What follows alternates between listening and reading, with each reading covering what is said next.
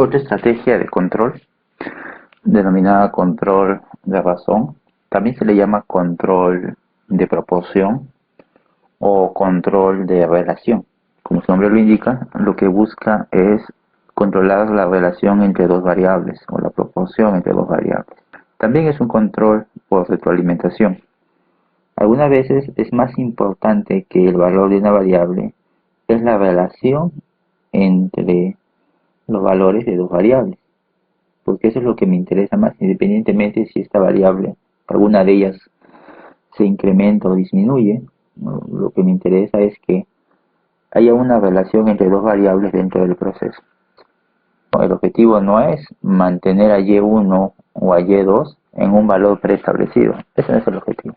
El objetivo es que la relación entre las variables se mantenga en un valor fijo. Eso implica, para tomar la lectura de estas variables, pues se va a tener que utilizar dos sensores, ¿no? Un primer sensor que va a medir una de estas dos variables y un segundo sensor que va a medir la otra variable, porque evidentemente no existe un sensor que mida una relación de variables. Teniendo la lectura del valor de estas dos variables, que generalmente suele ser variables del mismo tipo, ¿no?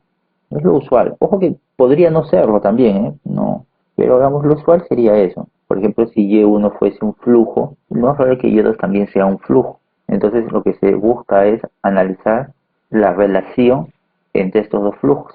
O si Y1 fuese una temperatura, pero más probable que Y2 también sea otra temperatura, de otra parte del proceso. Y lo que se busca es mantener una relación entre estas temperaturas. Ahora, podría ser que estas variables fuesen de diferente tipo, es decir, Y1 fuese una temperatura y Y2 fuese una presión. Entonces la relación sería entre la temperatura y la presión. Sí, podría ser, ¿eh? No hay nada que impide que sea así. Pero digamos que lo usual es encontrar que Y1 y Y2 sean del mismo tipo. Una vez que estos sensores registran la información del proceso, pues la señal la tienen que enviar hacia algún dispositivo que haga la relación, ¿no? Porque esta división no es que se hace en el sensor. El sensor envía su señal, transmite su señal hacia el controlador. Entonces es en el controlador donde se realiza esta operación, ¿no? Aquí lo voy a poner fuera, solamente porque es un diagrama de bloques nada más, ¿eh? Pero no significa que existe un bloque o un equipo o un instrumento en donde la señal llega y de ese instrumento sale una señal que representa la relación. No, no. Eso está dentro del controlador o dentro de la computadora. Al igual que esto, ¿no? La comparación, porque claro, estoy analizando ahora la relación entre dos variables. La señal que se obtiene de esa relación, la variable C, debe ser comparada con un set point, que es la señal R, que está en la parte izquierda hacia arriba. Porque claro, eh, ¿cómo sé que la relación entre mis dos variables está dentro del punto de consigna? Pues tengo que compararlo, ¿no? Para obtener un error. Entonces, esta comparación, nosotros ya sabemos, también se realiza internamente. Esta comparación entre el set point, que viene pues del exterior del usuario, y la señal C, que ahora vendría a ser producto de esta división, de esta relación entre estas dos señales de los dos sensores. Una vez que se tiene el error entre la relación que debemos tener y la relación que se está obteniendo producto de la medición, ahí esa información pues debe viajar a un controlador. El controlador, bueno, tomará alguna acción dependiendo del tipo de controlador que sea, si un controlador tipo P o un PI o un PID, dependiendo de la lógica interna de la función de transferencia del controlador, pues se va a tomar una acción. La señal que sale del controlador, lo representamos como M, va a influir sobre algún elemento final de control, que bueno, usualmente suele ser una válvula, ¿no? De tal manera que al mandar alguna información sobre la válvula va a hacer que ésta modifique alguna de las variables, que en este caso le vamos a X sub M, que es la variable de manipulación, que va a afectar al proceso. Y tenemos el lazo cerrado. Un control feedback. Este tipo de estrategias de control se puede desarrollar en un reactor en donde se está alimentando los dos reactantes.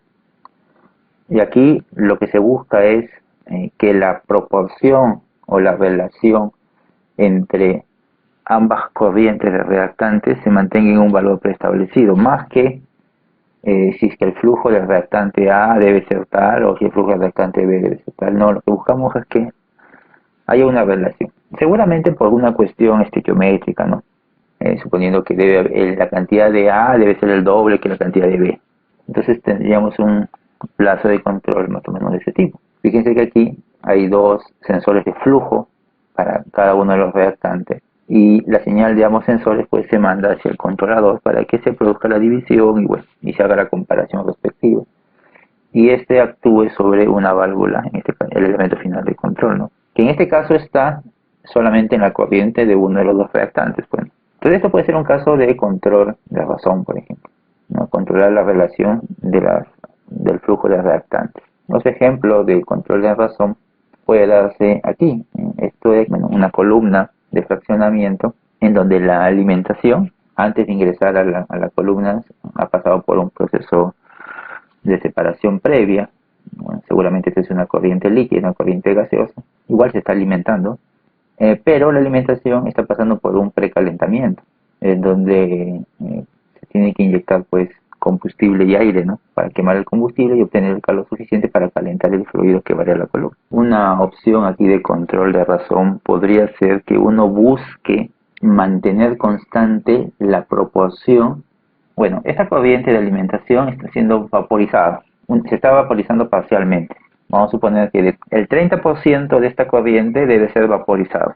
Entonces el 30% debe ir por aquí, a un plato superior seguramente, el 70% debe ir por acá, ¿no? Y así está diseñado el proceso. Pero la vaporización va a depender mucho de este precalentamiento. Si yo quiero que de toda esta corriente el 30% se vaporice, es evidente que este flujo pues es igual a este flujo que está acá. Por lo tanto, decir que quiero que el 30% de esta corriente se vaporice es lo mismo que si usted dijese esta corriente sea el 30% de esta corriente que está acá. Entonces usted podría plantear este lazo de control, ¿no? Un sensor de flujo del vapor que ingresa a la columna y otro sensor de flujo para la alimentación al precalentador. Ambas señales van al controlador y el controlador estaría actuando sobre alguna de estas dos válvulas. Una de estas dos corrientes debe ser el combustible y el otro debe ser aire. Vamos a suponer que ese es el combustible.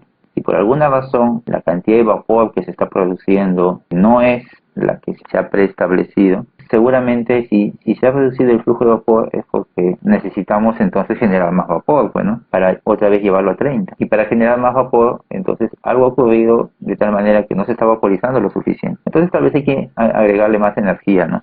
Aquí al precalentador. Y para agregar más energía, pues una alternativa es agregar más combustible, ¿no? Genera más calor y eso debería elevar la vaporización. Ahora, nosotros sabemos que debe haber una relación entre estos dos también, porque no se trata de que si estoy agregando X de aire y Y de combustible y bueno, se me ocurre aumentar el flujo de combustible y mantener constante el flujo de aire, ahí podría tener problemas, ¿no? Porque siempre tiene que haber una proporción entre ambos. Siempre se agrega más oxígeno de lo que estequiométricamente se necesita para poder alcanzar una combustión más eficiente. ¿Y cuánto más? Puede ser 20% más, 50% más o inclusive hasta el doble. Pero siempre tiene que haber una relación entre la cantidad de aire que va al quemador y la cantidad de combustible que está inyectando el quemador. Y si usted establece un lazo del que estoy mostrando ahí, en donde el controlador está actuando sobre la válvula de combustible porque la vaporización no se está desarrollando como tal vez debía darse,